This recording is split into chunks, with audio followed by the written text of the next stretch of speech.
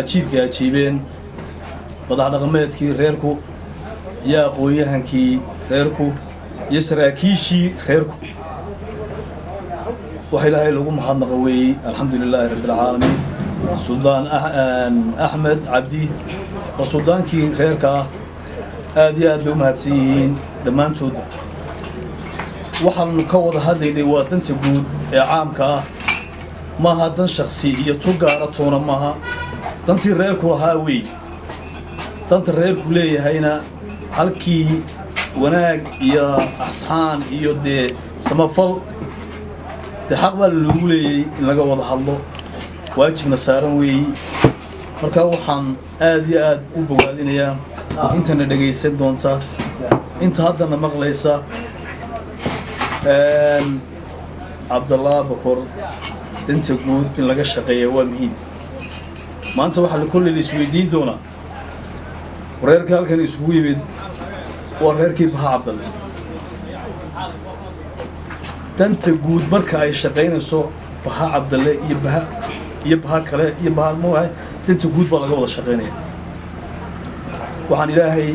mar labaad iyo mar saddexaad baa ugu mahadnaqayaa raxmaadkaa faraha badan la ilaahay noo shubay ee caamka somalilan ka noqday in lagu shuubiyo oo ilaahay loo yacnii mahadnaqiisa la badsado ayaa muhiima waxaan halkan ka salaamayaa mar labaad iyo mar saddexaadba madax dhaqameedka hareerahayga fadhiya hadday uqaasha tahay hadday suldaanka tahay hadday aqoon-yahanka tahay hadday saraakiisha tahay salaamayaa uqaasha gaaska madax dhaqameedada sulaatiinta ilaa xirfadda maanta isaga soo qayb gashay marka hore waxaan ku salaamayaa salaanta islaamka assalaamu calaykum waraxmatullaahi wabarakaatu